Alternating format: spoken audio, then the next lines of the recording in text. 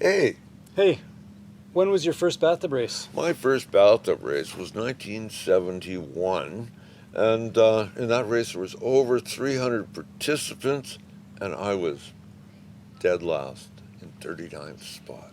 But you finished. I finished.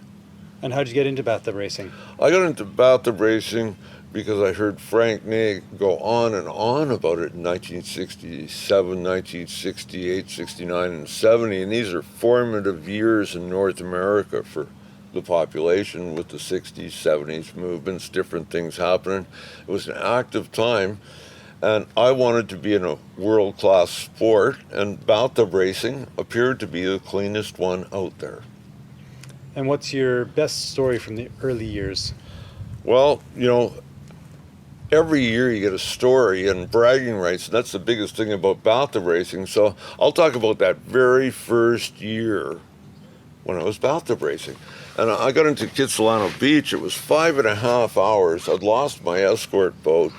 Nobody was there. The crowd was gone. And they were loading the semi-trailer with the bell and the stage and stuff. And I went in and used the washroom, and Frank Ney was in there. And he looked at me and I looked at him. And I went outside of the washroom at Kitsilano Beach, and Frank Ney looked at me and said, "Young man, did you just come from Nanaimo in that bathtub?" And I said, "Yes, I did." He said, "Did you ring the bell yet?" And I said, "No, I haven't."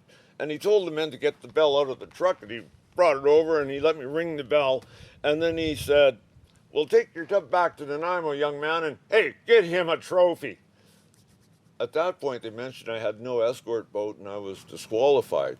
He said, "Give him the trophy, and then disqualify him." Next thing I knew, I was by myself at Kitsilano Beach in the rain, 17 years old, with this foolish trophy and a wetsuit. I made it home eventually, but that's another story for another day, friend. And you had no clothes and no wallet. I had no money and no cigarettes. I had nothing. Boat preparation? Boat preparation. Oh, man. Right now, our tub, which competed in this year's race, is fully ready for next year's race. You start your prep at the end of the race and run it for a few hours before the great race and carry on. Tune up, maintenance happen. As you put them away, you want your tub ready. And you're talking about our boat, meaning tub 300. Tub 300. Can you tell us about the significance of the number 300? Tub 300 is the first tub that's registered without a number every year. So you go 300, 301, 302, 303, 304, as the case may be. To maintain a number costs $50 a year. I refused to pay the $50 a year. I was tub 300 for 10 years before they gave it to me. And it just meant I was the first one registered every year. Took great pride in being the first tub to register. So the first tub to register without a number that was reserved automatically got 300. Correct. And the second tub got 301. Et cetera, et cetera. And you bathtub raced with your friend Al for many years? Yes. And what number was Al? I made him 300 because he was on my team. But the year you guys raced together, Yes. I was 300. I forget what number Al was. Al was 301. Oh, 301. Beautiful. And you were 301 when Keanu raced. The year I raced with Kiana, she was 300, I was 301. The only year I Excellent. raced 301. Excellent. And 300, I just found this out this year, was Frank Ney's extension at Nanaimo Realty.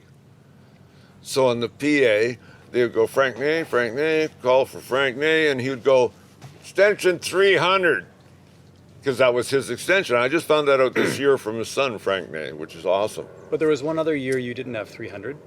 Correct. They gave the 300 to a bowling alley because I hadn't paid the $50. And for the bowling alley, 300 is a Perfect game. score.